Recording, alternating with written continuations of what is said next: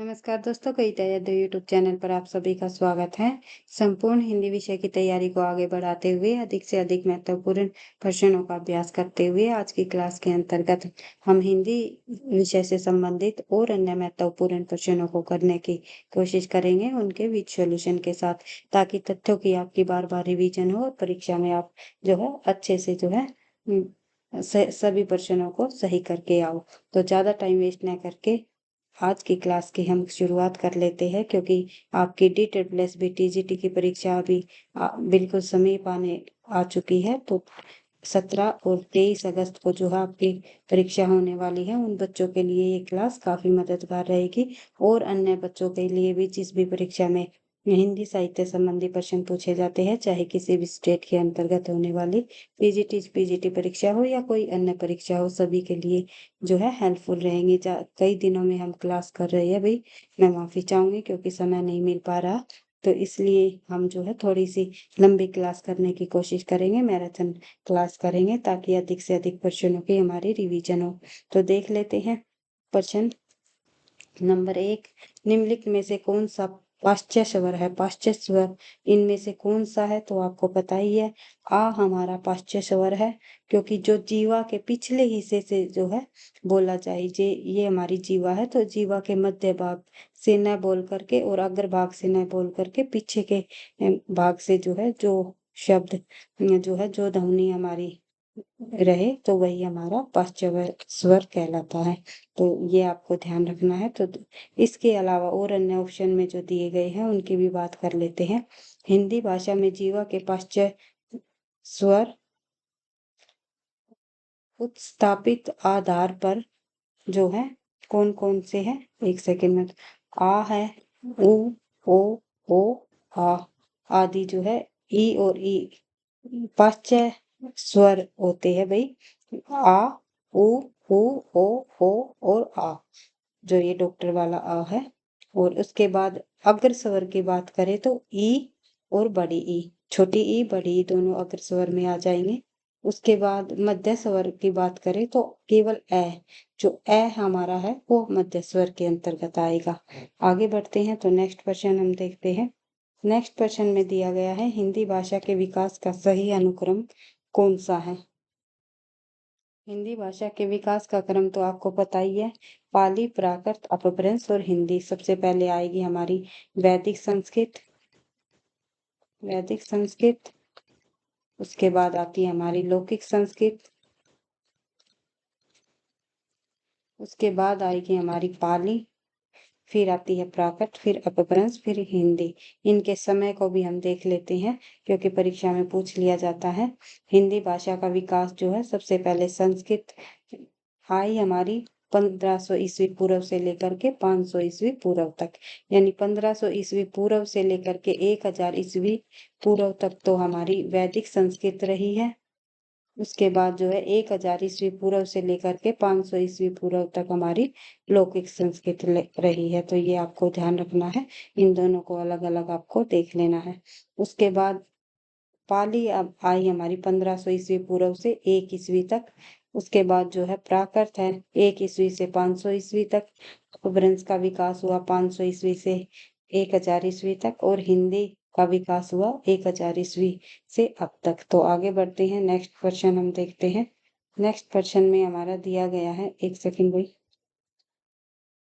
हिंदी में हिंदी साहित्य का इतिहास सबसे पहले किसने लिखा? तो ये पूछा हुआ है। तो हिंदी में हिंदी साहित्य का इतिहास लिखने वाले जो सबसे पहले लेखक रहे हैं, यहाँ आंसर दिया हुआ है जो गारसादा तासी। तो आंसर क्वेश्चन हमारा थोड़ा सा गड़बड़ है भाई, यहाँ से ये पूछा जाएगा हिंदी साहित्य का इतिहास सबसे पहले लिखने वाले विद्वान कौन है या किसने लिखा।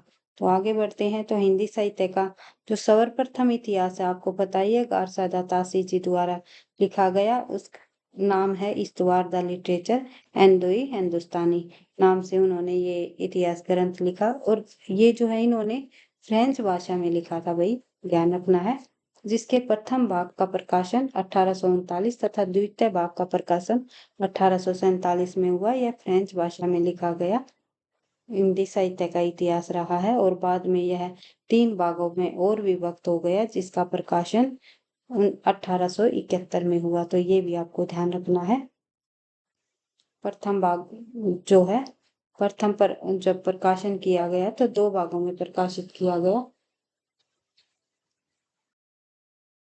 कहने का मतलब ये है कि भाई जो ये इतिहास ग्रंथ है 4 संस्करणों में प्रकाशित हुआ। पर प्रथम जो है 2 भागों में प्रकाशित हुआ, 1839 और 1847 में। और जो तीसरा जो इसका 3 भागों में और जो अन्य भागों में विभक्त हुआ, वे 1871 में प्रकाशित हुए।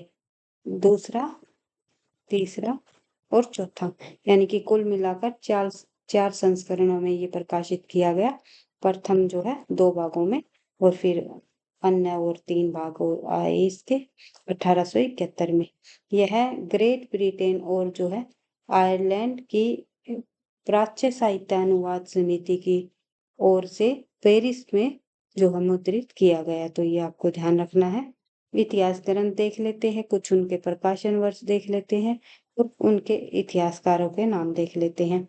तो सबसे पहले इतिहास ग्रंथ है the modern vernacular of literature of Hindustan. ये तो आपको पता ही है, ये गिरियशन जी द्वारा रचित 1888 इसका प्रकाशन वर्ष।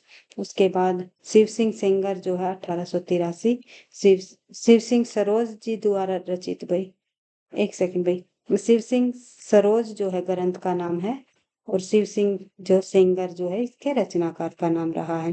तो ये आपको ध्यान रखना है। 1883 में ही शिव सिंह सेंगर जी द्वारा रचित शिव सिंह सरोज इतिहास ग्रंथ लिखा गया 1883 में। और ये भी आपको ध्यान रखना है, गारसा दातासी और शिव सिंह सेंगर दोनों का जो ग्रंथ है इतिहास ग्रंथ, ये वर्णानुक्रम पद्धति को अपनाते हुए उन्होंने लिखा है। वर्णानुक्रम यानी कवियों के नाम के वर्णों के नाम के आधार पर जो है इन्होंने कवियों को विभाजित किया है अपने इतिहास ग्रंथ के अंतर्गत। तो ये आपको ध्यान रखना है। तो देख लेते हैं नेक्स्ट, हिंदी साहित्य का इतिहास रामचंद्र शुक्ल जी ने लिखा 1929 ईस्वी में। आगे बढ़ते हैं तो देख लेते हैं डॉक्टर किशोरी लाल गुप्त ने the modern vernacular literature of Hindustan का हिंदी साहित्य का प्रथम इतिहास शीर्षक से 1957 में अनुवाद किया, जो गिरियशन जी द्वारा लिखा गया the modern vernacular literature of Hindustan. इसका अनुवाद हिंदी साहित्य का प्रथम इतिहास नाम से किसने किया, कई बार पूछ लिया जाता है, तो ध्यान रखना है डॉक्टर किशोरी लाल गुप्त जी ने। और जो है कब किया, 1957 में। आगे बढ़ते हैं तो देख लेते हैं आचार्य रामचंद्र शुक्ल जी का इतिहास मूलतः नागरी परचानी सभा द्वारा प्रकाशित हिंदी शब्द सागर की भूमिका के रूप में हिंदी साहित्य का विकास नाम से जो है सन 1929 में प्रकाशित हुआ। तो ये दोनों पॉइंट आपको ध्यान रखने हैं। और साथ ही जो है गारसा दातासी के इतिहास का जो अनुवाद है वो लक्ष्मी सागर वाणिज्य ने किया है। तो ये भी आपको ध्यान रखना है। लक्ष्मी सागर ने जो है गारसा दातासी के इतिहास का द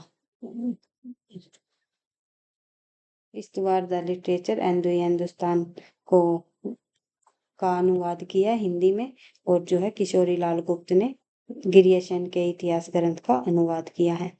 आगे बढ़ते हैं तो देखते हैं नेक्स्ट क्वेश्चन। नेक्स्ट क्वेश्चन है हमारा, हिंदी साहित्य की भूमिका पुस्तक के लेखक कौन है। हिंदी साहित्य की भूमिका पुस्तक के लेखक हजारी प्रसाद है। हजारी प्रसाद द्विवेदी की जो ये 3-4 मुख्य पुस्तकें हैं इतिहास ग्रंथ है, इनको हम रिवाइज कर लेते हैं, क्योंकि यहाँ से एक प्रश्न अवश्य ही पूछा जाता है परीक्षा में। हिंदी साहित्य की भूमिका लिखी 1940 में हजारी प्रसाद द्विवेदी जी ने। हिंदी साहित्य का उद्भव और विकास लिखा जो है हजारी प्रसाद द्विवेदी ने 1952 में। हिंदी साहित्य का आदिकाल भी 1952 की रचना है हजारी प्रसाद द्विवेदी की। हिंदी भाषा का उद्भव और विकास पूछा जाए, हिंदी साहित्य के बजाय जो है भाषा का पूछ लिया जाए, तो प्रकाश प्रकाश ने उदय नारायण तिवारी जी द्वारा लिखा गया है। ये भी आपको ध्यान रखना है। आगे बढ़ते हैं, हिंदी साहित्य का आलोचनात्मक इतिहास 1938 राम कुमार वर्मा। इनके प्रकाशन वर्ष को अवश्य ही ध्यान रखना है, क्योंकि परीक्षा में आजकल 1-2 प्रश्न प्रकाशन वर्ष से भी पूछे गए हैं। तो आपको हर एक जितनी भी मुख्य मुख्य रचनाएं हैं उनके प्रकाशन वर्ष को भी साथ साथ रिवाइज कर लेना है। नेक्स्ट देखते हैं हिंदी साहित्य का अतीत। 2 भागों में प्रकाशित हुआ, 1959 और 1960 विश्वनाथ प्रसाद मिश्र जी द्वारा। वाङ्मय विमर्श जो है ये भी 1944 में प्रकाशित किया गया, विश्वनाथ मिश्र जी द्वारा ही। आगे बढ़ते हैं। निम्नलिखित में से कौन सा अष्टछाप का कवि है? इनमें से अष्टछाप का कवि कौन है? तो आपको पता ही है, सूरदास जो है सर्वश्रेष्ठ अष्टछाप के कवि माने जाते हैं। और सर्वप्रथम की बात आ जाए तो नाम आ जाएगा कुंभन दास जी का। ये आपको ध्यान रखना है। सर्वश्रेष्ठ अष्टछाप के कवि सूरदास जी हैं। मीराबाई नहीं है, रसखान बी और विद्यापति ये तीनों अष्टछाप के कवियों में शामिल नहीं है। और अन्य अष्टछाप के कवियों को हम यहाँ पर रिवाइज करेंगे, तो देख लेते हैं। आचार्य रामचंद्र शुक्ल ने अपने हिंदी साहित्य के इतिहास में कृष्ण भक्ति शाखा के कवि का सही प्रस्तुत अनुक्रम जो है निम्नवत किया गया है। अष्टछाप कवियों का जीवन क्रम हम देखते हैं। तो सबसे पहले आएगा कुंभन दास जी। कुंभन दास जी का जीवन काल 1468 से लेकर के 1583 रहा। जुमनावती उत्तर प्रदेश में इनका जन्म हुआ और वल्लभाचार्य जी के ये शिष्य रहे, यानी कि इनके गुरु का नाम है वल्लभाचार्य। उसके बाद सूरदास जी का भी जन्म जो है 1478 ईस्वी में और मृत्यु 1583 में सीही उत्तर प्रदेश में माना जाता है। अलग अलग विद्वानों के अनुसार वैसे इनका जन्म स्थान पर काफी मतभेद हुए हैं, अलग अलग माने हैं। और ये भी जो है वल्लभाचार्य जी के ही शिष्य थे। इनके गुरु का नाम भी वल्लभाचार्य जी था। परमानंद दास के गुरु का भी नाम वल्लभाचार्य जी था। वल्लभाचार्य जी के 4 शिष्य रहे हैं जो कि अष्टछाप के अंतर्गत आते हैं। वैसे तो वल्लभाचार्य जी के शिष्यों की जो संख्या है वो 84 मानी जाती है, लेकिन अष्टछाप के कवियों में 4 शामिल किए गए हैं। सूरदास, कुंभन दास, परमानंद दास और कृष्ण दास जो है वल्लभाचार्य जी के शिष्य हैं। और परमानंद दास जी का जन्म 1493 कन्नौज उत्तर प्रदेश में हुआ। कृष्ण दास जी का जन्म 1496 और मृत्यु 1578 चिलतरा गुजरात में हुआ। तो ये आपको ध्यान रखना है। उसके बाद 4 हमारे जो अष्टछाप के मुख्य मुख्य कवि और हुए हैं, वे विठलनाथ जी के 252 शिष्यों में से लिए गए हैं। तो ध्यान रखना है कि ये 4 शिष्य विठलनाथ जी के अष्टछाप में कौन कौन शामिल है? गोविंद स्वामी, चित स्वामी, चतुर्भुज दास और नंददास। गोविंद स्वामी का जन्म 1505 में, मृत्यु 1585, आंतरी राजस्थान, विठलनाथ जी के शिष्य है। गुरु का नाम विठलनाथ। फिर है चित स्वामी 1515 1585 में मृत्यु, मथुरा उत्तर प्रदेश में जो है इनका जन्म स्थान रहा। और विठलनाथ इनके गुरु थे, चित स्वामी जी के। और चतुर्भुज दास 1530 ईस्वी में इनका जन्म, 1585 में मृत्यु और यमुनावती उत्तर प्रदेश में इनका जन्म हुआ। और ये भी जो है विठलनाथ जी के शिष्य रहे हैं। और इनके पिता का नाम पूछ लिया जाए, चतुर्भुज दास के पिता का नाम जो है कुंभन दास जी था। कुंभन दास जी के पुत्र थे चतुर्भुज दास। कई बार पूछ लिया जाता है। नंददास जो है 1533 1583 में इनकी मृत्यु हुई, जन्म 1533 में, रामपुर उत्तर प्रदेश में इनका जन्म हुआ। आगे बढ़ते हैं। नेक्स्ट प्रश्न हम देखते हैं, प्रश्न नंबर 10 देख लेते हैं। आनंद कादम्बरी पत्रिका के संपादक कौन थे? आनंद कादम्बरी पत्रिका के संपादक आप सभी को पता है, चौधरी बद्रीनारायण चौधरी प्रेमगन थे। तो ये आपको ध्यान रखना है, बद्रीनारायण प्रेमगन जी थे। उसके बाद पत्रिकाएं देखते हैं कुछ, उनके प्रकाशन वर्ष, संपादक व प्रकार व स्थान क्या क्या रहा। पत्रिका का नाम है आनंद कादम्बिनी, प्रकाशन वर्ष 1881, संपादक रहे बद्रीनारायण चौधरी प्रेमघन। और किस प्रकार की रही? मासिक रूप से निकाली जाने वाली पत्रिका थी ये, और मिर्जापुर स्थान था, मिर्जापुर से निकाली गई। आगे बढ़ते हैं तो देखते हैं। और अन्य पत्रिका नागरी नीरद 1893 इसका प्रकाशन वर्ष रहा। संपादित की गई बद्री नारायण प्रेमगंज चौधरी जी द्वारा। नागरी नीरद और आनंद कादम्बरी दोनों आपको ध्यान रखनी है। नागरी नीरद साप्ताहिक रूप से निकाली गई, ये भी मिर्जापुर से निकाली गई थी। फिर है सरस्वती पत्रिका, 1903 में महावीर प्रसाद द्विवेदी जी द्वारा मासिक रूप से ये निकाली गई और इलाहाबाद से निकाली गई थी। और इससे पहले सरस्वती पत्रिका 1900 ईस्वी में जो है चिंतामणि घोष जी द्वारा निकाली गई थी। ये आपको ध्यान रखना है। फिर जो है 1901 में इसके संपादक बने श्याम सुंदर दास जी। श्याम सुंदर दास, ये आपको ध्यान रखना है। सरस्वती पत्रिका की बात कर रहे हैं। उसके बाद कवि वचन सुधा की बात करें तो कवि वचन सुधा आप सभी को पता है भारतेंदु जी द्वारा संपादित की जाने वाली 1868 ईस्वी इसका समय रहा। मासिक, पहले मासिक रूप से निकाली जाती थी, फिर पाक्षिक रूप से निकाली गई और फिर साप्ताहिक रूप से। ये काशी से निकाली गई।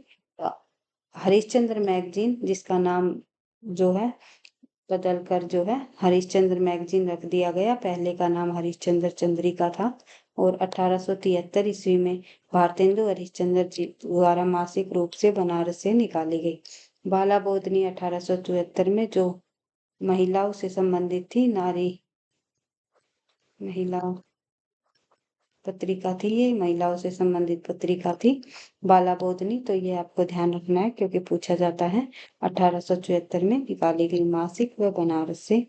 फिर है बनारस अखबार। बनारस अखबार जो है 1845 राजा शिव प्रसाद सितारे हिंद साप्ताहिक और बनारस से निकाली गई।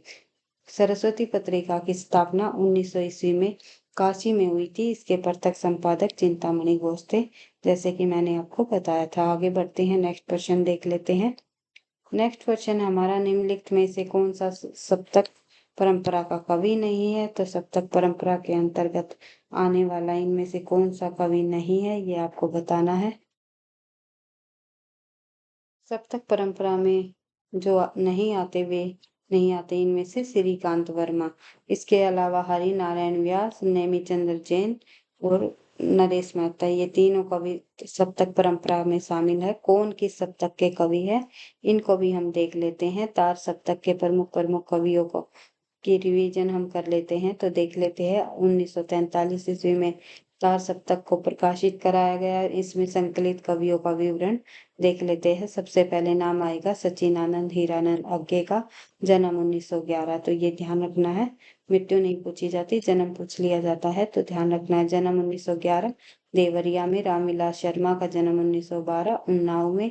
मुक्तिबोध जो है तार सप्तक के अंतर्गत आने वाले कवि का जन्म 1917 ग्वालियर में हुआ। फिर प्रभाकर माचवे बलवंत के नाम से भी जाने जाते हैं, ये 1917 ग्वालियर में इनका जन्म हुआ। फिर 5वें नंबर पर आते हैं नेमी चंद्र जैन, 1918 में जन्म आगरा में हुआ। और गिरजा कुमार माथुर का जन्म 1918 में मध्य प्रदेश में हुआ। भारत भूषण का जन्म 1919 में मथुरा में हुआ। तो इनको आपको ध्यान रखना है। एक बार फिर से इन कवियों को रिवाइज कर सकते हो आप। तार सप्तक के अंतर्गत आने वाले जो कवि हुए हैं, ये अज्ञे, रामविलास शर्मा, मुक्तिबोध, प्रभाकर माचवे, नेमिचंद्र जैन, गिरजा कुमार माथुर और भारत भूषण अग्रवाल। तो आप इस ट्रिक से भी आप इनको याद रख सकते हो। अमूचे गिरा प्रभा, अमूचे गिरा प्रभा, इस ट्रिक से आप तार सप्तक के कवि को याद रख सकते हो। ऐसे अज्ञे, मैं से मुक्तिबोध, जैस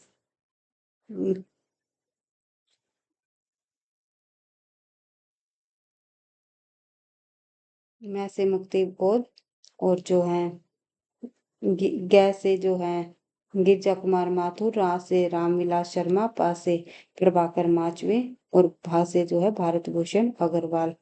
उसके बाद और न से अमूचे नहीं भाई, अमूने आएगा, अमूने, सॉरी माफी चाहूंगी। न से नेमी चंद्र जैन। इस प्रकार से 7 कवि हो गए।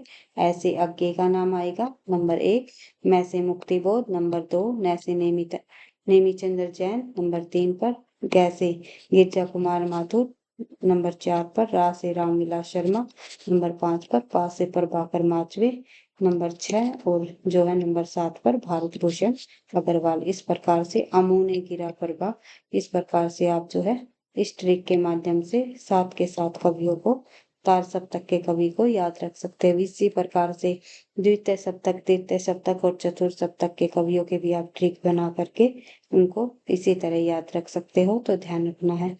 आगे बढ़ते हैं तो दूसरे सप्तक का जो प्रकाशन है वो 1951 में हुआ। संकलित कवियों का जो विवरण है इसमें इस प्रकार से है, देख लेते हैं। सबसे पहले शमशेर बहादुर, देहरादून में जन्म 1911। भवानी प्रसाद मिश्र का जन्म 1913, होशंगाबाद में हुआ। शकुंतला माथुर का जन्म 1922 में दिल्ली में। हरि नारायण घनश्याम का जन्म मध्य प्रदेश में हुआ 1923। नरेश मेहता का जन्म 1924 गुजरात। धर्मवीर भारती का जन्म 1926 इलाहाबाद में हुआ। और एक रह गए वही रघुवीर शाह, 1929 लखनऊ में इनका जन्म हुआ। आगे बढ़ते हैं। तीसरा सप्तक आया 1959 में। संकलित कवियों का विवरण इस प्रकार है, देख लेते हैं।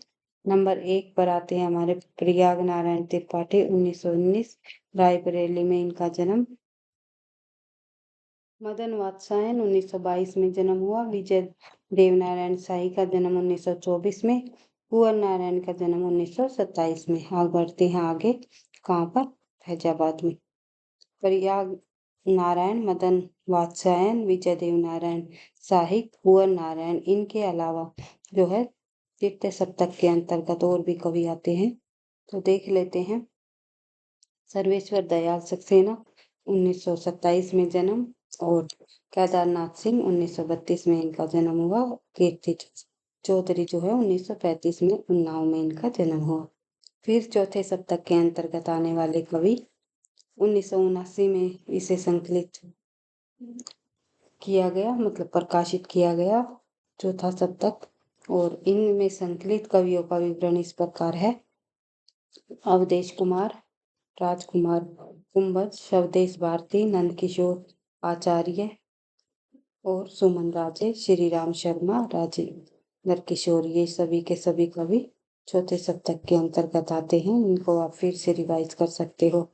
अवधेश कुमार, राजकुमार कुंभज, शवदेश भारती, नंदकिशोर आचार्य, सुमन राजे और श्री राम शर्मा, राजेंद्र किशोर, ये सभी सप्तक चौथे सप्तक मतलब चतुर्थ सप्तक के अंतर्गत आने वाले कवि है। चारों सप्तकों के संपादक कौन माने जाते हैं? सचिनानंद हीरानंद वात्स्यायन अज्ञे रहे हैं। सप्तक 7 कवियों का संकलन होता है।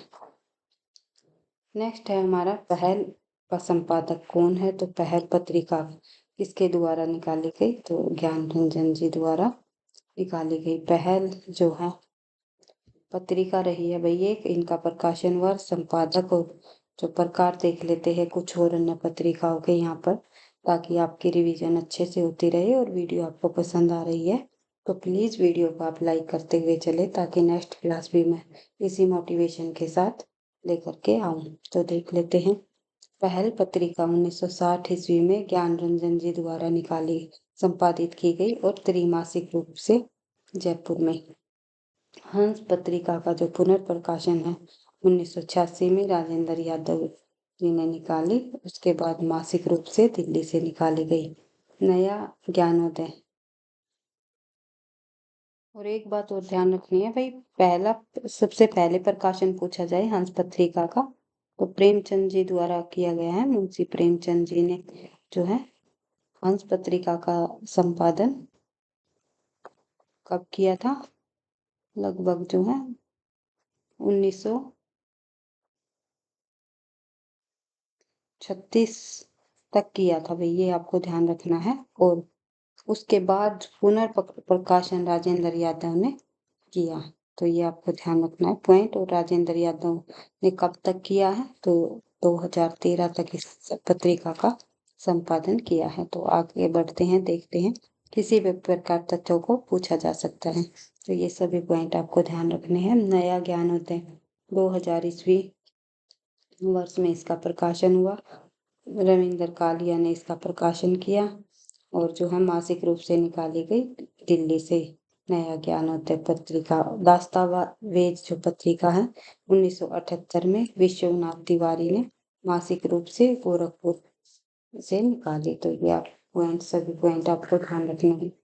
नेक्स्ट है हमारी कुछ और अन्य प्रश्न, अन्य गद्य विधाओं से संबंधित गद्य विधाएं जो है हमारी हिंदी साहित्य के अंतर्गत, यहाँ से भी कई प्रश्न पूछे जाते हैं। 5 से 10 प्रश्न जो है अवश्य पूछ लिए जाते हैं इन छोटी छोटी गद्य विधाओं से। तो आपको ध्यान रखना है भाग्यवती के लेखक कौन है। भाई सभी गद्य विधाओं की बात करें यहाँ पर हम, जो है उपन्यास, कहानी, लेखक, नाटक, निबंध और अन्य गद्य विधाओं की बात करें तो 5 से 10 प्रश्न जो है आपको छोटी छोटी गद्य विधाओं से देखने को मिलेंगे। और 5 से 10 प्रश्न जो ये मुख्य मुख्य गद्य विधाएं है हमारी, जैसे उपन्यास, नाटक, कहानी और जो है निबंध, आलोचना, इन सभी से देखने को मिलेंगे। तो जो लगभग संख्या 10 से जो है 15 प्रश्न या 15-20 प्रश्न आपको जो है गद्य विधाओं से संबंधित अवश्य ही परीक्षाओं में देखने को मिलते हैं। तो इस को आपको ध्यान रखना है और सभी गद्य विधाओं को बिल्कुल ध्यान से देखते हुए बार बार रिवीजन करते हुए चलना है। तो प्रश्न है हमारा भाग्यवती के लेखक कौन है। भाग्यवती उपन्यास के लेखक है हमारे श्रद्धाराम फुलेरी। श्रद्धाराम फुलेरी जी द्वारा भाग्यवती उपन्यास की रचना की गई, 1977 में प्रकाशित किया। और परीक्षा गुरु उपन्यास का समय रहा 1882 में। एक सेकंड भाई, नहीं यहाँ पर सन गलत है, 1877 आएगा क्योंकि उससे पहले किया गया था परीक्षा गुरु से। तो लाला श्रीनिवास दास के उपन्यास, लाला श्रीनिवास दास जी जो है इसके उपन्यासकार रहे हैं परीक्षा गुरु के। तो और श्रद्धाराम फुलेरी जी द्वारा रचित भाग्यवती। उसके बाद आगे बढ़ते हैं, देवकीनंदन खत्री के उपन्यासों को भी हम देख लेते हैं। चंद्रकांता 1888, चंद्रकांता संतति 1886, नरेंद्र मोहनी 1893, वीरेंद्र विल 1895, कुसुम कुमारी 1899, काजर की कोठरी 1902, अनूठी बेगम 1905, गुप्त गोदना 1913। उसके बाद भूतनाथ जो है इनका अधूरा उपन्यास रह गया था 1907। आगे बढ़ते हैं, लज्जाराम मेहता जी के उपन्यास हम देख लेते हैं, परीक्षा में पूछे जाते हैं। तो लज्जाराम मेहता जी के उपन्यास है धूर्त रसिक लाल, स्वतंत्र रमापतंत्र लक्ष्मी, आदर्श दंपत्ति, बिगड़े का सुधार, सती सुख देवी, आदर्श हिंदू और श्रद्धाराम फ्लोरी कृत भाग्यवती 1877 ईस्वी में जो उपन्यास को विजय शंकर मल ने हिंदी का प्रथम उपन्यास माना है। तो ये पॉइंट भी आपको ध्यान रखना है। श्रद्धाराम फ्लोरी जी द्वारा रचित भाग्यवती को उपन्यास को किसने हिंदी का प्रथम उपन्यास माना है। तो ध्यान रखना है डॉक्टर विजय शंकर मल ने। और लाला श्रीनिवास दास जी द्वारा कृत परीक्षा गुरु को हिंदी का प्रथम उपन्यास माना आचार्य रामचंद्र शुक्ल ने, जो कि अंग्रेजी ढंग का पहला मौलिक उपन्यास रहा। तो शुक्ल जी द्वारा अंग्रेजी ढंग का पहला मौलिक उपन्यास किस उपन्यास को माना जाता है, तो नाम आएगा परीक्षा गुरु का। आगे बढ़ते हैं और अन्य प्रश्न, अंधायुग किसकी रचना है, तो ये आपको बताइए। अंधायुग धर्मवीर भारती जी द्वारा रचित रचना है। तो आगे बढ़ते हैं, नेक्स्ट क्वेश्चन हम देख और अन्य तथ्य हम देख लेते हैं। धर्मवीर भारती जी द्वारा रचित अंधायुग का प्रकाशन वर्ष क्या रहा। और अन्य रचनाएं यहाँ पर दी गई है, उनके रचनाकारों को, नाटककारों को, उनके प्रकाशन वर्ष को भी देखते हुए हम बढ़ते हैं थोड़ा और आगे। अंधायुग रचना का प्रकाशन वर्ष 1955 धर्मवीर भारती जी द्वारा किया गया। और एक कंठ पिशपाई जो है 1963 दुष्यंत कुमार जी की रचना है। खंडित यात्राएं नरेश मेहता जी की रचना है। पैर तले की जमीन मोहन राकेश जी की रचना है, जो कि ये भी एक इनके का अधूरा जो है नाटक रहा और इसे पूरा किया इनके पुत्र कमलेश्वर जी ने। आगे बढ़ते हैं तो देखते हैं नेक्स्ट क्वेश्चन, कुटुज के लेखक कौन है। कुटुज के लेखक जो है हजारी प्रसाद द्विवेदी जी रहे हैं। हजारी प्रसाद द्विवेदी के निबंध संग्रह हम देख लेते हैं। हजारी प्रसाद द्विवेदी जी के निबंध संग्रह में शामिल है अशोक के फूल 1948, कल्पलता 1953, मध्यकालीन धर्म साधना 1952, विचार और वितर्क 1957, विचार प्रवाह 1959, कुतुज 1964, सन भी पूछ लेते हुए ध्यान रखना है। साहित्य सहचर 1965, आलोक पर्व 1972। इम्पोर्टेंट है, आलोक पर्व का प्रकाशन वर्ष आपको ध्यान रखना है 1972। आगे बढ़ते हैं।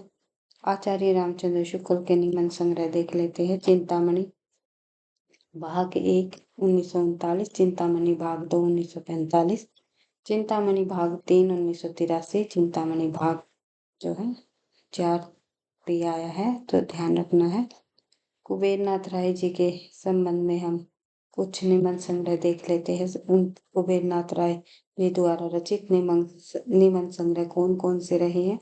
तो प्रिया नीलकंठी 1968, रस आखेट 1970, गंधमादन 1972, विषाद योग 1973, निषाद बांसुरी 1974, महाकवि की तर्जनी 1979, दृष्टि अभिसार जो है 1984, मराल 1993, उत्तर 1994। इस प्रकार से कुबेरनाथ राय जी के निबंध संग्रह को भी आपको ध्यान रखना है, जिसमें प्रिया नीलकंठी जो है काफी इम्पोर्टेंट है, और रसाखेट भी, गंधमादन, विषाद योग भी इनकी, और निषाद बांसुरी लगभग वही सभी इम्पोर्टेंट है कुबेरनाथ राय जी के। और साथ ही विद्यानिवास मिश्र जी के भी निबंध संग्रह इम्पोर्टेंट रही है परीक्षा की दृष्टि से, इनको भी आपको ध्यान रखना है।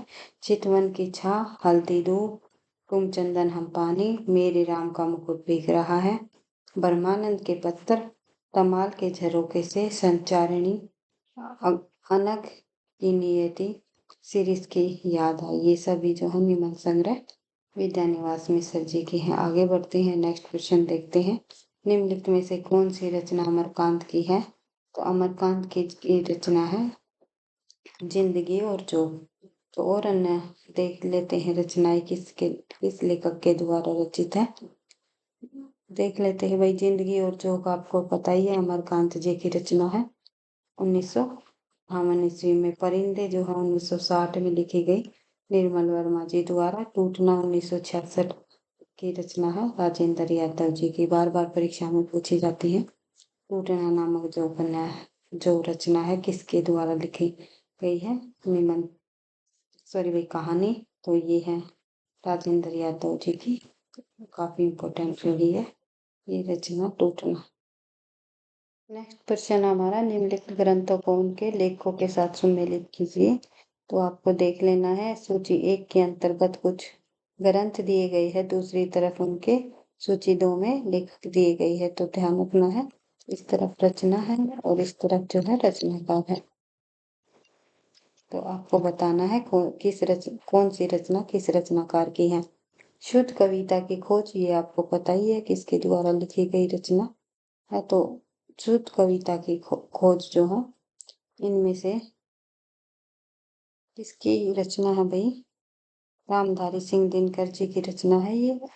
आत्मने पद जो है आज्ञे जी की रचना है। एक साहित्यिक डायरी, सॉरी भाई, ये रचना एक साहित्यिक डायरी मुक्ति बोध जी की है। हिंदी साहित्य की भूमिका हजारी प्रसाद द्विवेदी की है आई थिंक। तो देख लेते हैं आंसर इसका। तो देखते हैं भाई, शुद्ध कविता की खोज जो है ये दिनकर जी की है। 1966 की रचना, आलोचना से संबंधित आलोचना है ये इनकी। आत्मने पद का तो आपको पता ही है, आज्ञे जी द्वारा निबंध संग्रह लिखा गया है। एक साहित्य की डायरी मुक्ति बोध जी की डायरी है। और हिंदी साहित्य की भूमिका 1940 में हजारी प्रसाद द्विवेदी का इतिहास ग्रंथ है। तो सही आंसर हो जाएगा हमारा डी।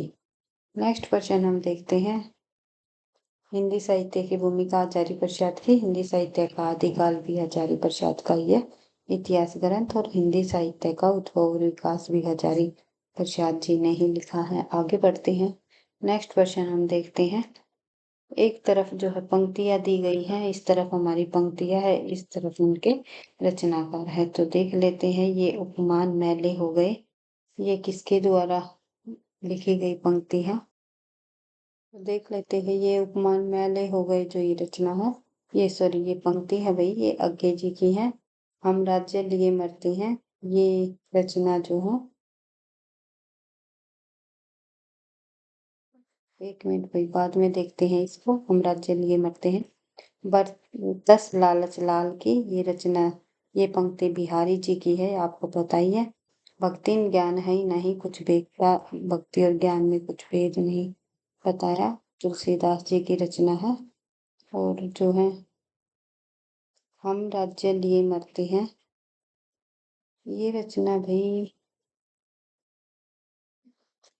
पंत मैथिली शरण गुप्त की जी की है, तो ये आपको ध्यान रखना है। तो देखते हैं एक बार इसका आंसर, आंसर हो जाएगा हमारा बी। तो देख लेते हैं, ये उपमान मैले हो गई, ये पंक्ति अज्ञे जी द्वारा रचित है। हम राज्य लिए मरते हैं, मैथिली शरण गुप्त जी की पंक्ति है।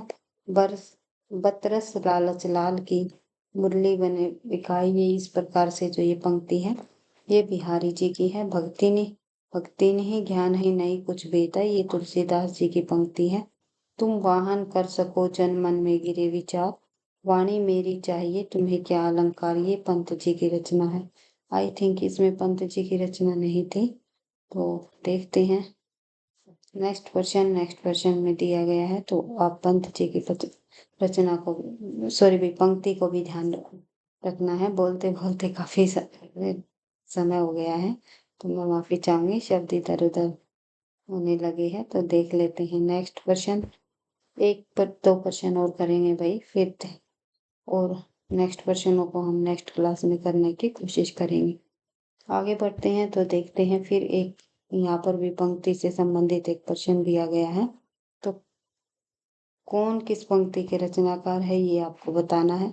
कथन दिए गए हैं, बैर करोध का आचार्य मुरब्बा है, ये आचार्य रामचंद्र शुक्ल जी का कथन है। सबसे जो है प्रसिद्ध कथन रहा है, काफी बार परीक्षाओं में पूछा गया है। तो रामचंद्र शुक्ल जी का, बैर करोध या क्रोध का आचार्य मुरब्बा है, अधिकार सुख कितना मादक और सारहीन है, ये प्रसाद जी का की रचना का कथन है।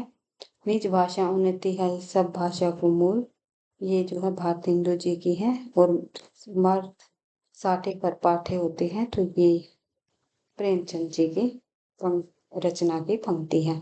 तो इस प्रकार से आपको इनको ध्यान रखना है, सभी पंक्तियों को रिवाइज कर लेना, आंसर हो जाएगा हमारा सी। एक बार फिर से आप इनको रिवाइज कर सकते हो। बैर करोध का आचार्य मुरब्बा है, आचार्य रामचंद्र शुक्ल, अधिकार सुख कितना मादक और सारहीन है, जयशंकर प्रसाद। निज भाषा उनती है सब उनती को मूल, भारतेंदु हरिश्चंद्र। मरद साठे पर पाठे होते हैं, प्रेमचंद। निमन व्यक्ति की स्वाधीनता की उपज है, हजारी प्रसाद द्विवेदी। इस प्रकार से आपको इन रचनाओं इन लेखकों की रचनाओं से संबंधित पंक्तियां यहाँ पर देखने को मिली।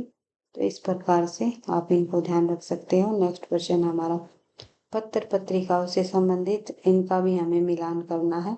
तो आपको पता ही है, हिंदी प्रदीप जो पत्रिका है, ये बालकृष्ण भट्ट जी द्वारा निकाली गई, ब्राह्मण प्रताप नारायण मिश्र जी द्वारा निकाली गई सरस्वती पत्रिका जो है, यहाँ पर पत्रिका के संपादक दिए गए हैं महावीर प्रसाद द्विवेदी जी। और वसुधा पत्रिका जो है कमला प्रसाद जी की है। तो आंसर हो जाएगा हमारा ए। तो देख लेते हैं नेक्स्ट, और इन पत्रिकाओं को एक बार फिर से रिवाइज कर लेते हैं। तो देख, 1 मिनट भाई, वसुधा पत्रिका जो, जिसने हंस पत्रिका निकाली थी बाद में, राजेंद्र यादव उनके द्वारा ही निकाली गई। तो देख लेते हैं इससे जुड़े हुए। हिंदी प्रदीप 1877 बालकृष्ण भट्ट मासिक रूप से प्रयाग से निकाली गई। ब्राह्मण 1883 प्रताप नारायण मिश्र ने मासिक रूप से कानपुर से निकाली। सरस्वती पत्रिका का संपादन 1903 में महावीर प्रसाद द्विवेदी ने किया, मासिक रूप से निकाली गई। और इलाहाबाद से वसुधा पत्रिका जो है स्वयं प्रकाश और राजेंद्र शर्मा जी द्वारा निकाली गई। वहाँ पर ऑप्शन थोड़ा गड़बड़ किया हुआ है, ये राजेंद्र यादव लिखा गई, राजेंद्र शर्मा आएगा भाई, ये आपको ध्यान रखना है। तो आगे बढ़ते हैं, और हम पत्रिका के संपादक आपको पता ही है, 1986 से लेकर के 2013 तक कौन बने? राजेंद्र यादव। मासिक रूप से दिल्ली से निकाली गई। तो इस प्रकार से आज की क्लास में हमने काफी सारे प्रश्नों को की रिवीजन की है। इसी प्रकार से नेक्स्ट और अन्य प्रश्नों को भी हम रिवीजन करते रहेंगे नेक्स्ट क्लास में। तो ज़्यादा टाइम आप लोगों के पास है नहीं, तो जल्दी जल्दी अपनी रिवीजन पर ही ध्यान देना है। ज़्यादा नए नए प्रश्नों की तरफ नहीं भागना है, क्योंकि परीक्षा में जो है आजकल जो परीक्षा में प्रश्न पूछे जाने की जो पद्धति है, जैसे कि पीजीटी हिंदी को जब हम देखें तो मॉडरेट रूप से प्रश्नों को पूछा गया है। ज़्यादा ऐसा नया कुछ नहीं है। जितना भी आप लोगों ने पढ़ना है टीजीटी हिंदी के लिए जो है, जितना पढ़ा हुआ है उसी की आपको जो है इन 15-20 दिनों में, महीने के अंदर अंदर, 1 महीना भी नहीं रहा परीक्षा को, तो इनकी जो है फास्ट रिवीजन करनी है अधिक से अधिक जितनी हो सके। प्रश्नों की, तथ्यों की बार बार रिवीजन ही आपको सफलता दिलाएगी। सफलता का राज है निरंतर अभ्यास। इसी उद्देश्य के साथ जो है अधिक से अधिक प्रश्नों के रिवीजन करते हुए हम क्लास को लेकर के आती हैं। तो एक बार अंत में फिर से मैं आपको कहना चाहूंगी, वीडियो आपको पसंद आई तो लाइक करना, दोस्तों के साथ शेयर करना, चैनल पर पहली बार हो तो सब्सक्राइब कर लेना। नोटिफिकेशन आपको समय पर मिलता रहेगा। पढ़ते रहना, आगे बढ़ते रहना। थैंक यू, धन्यवाद।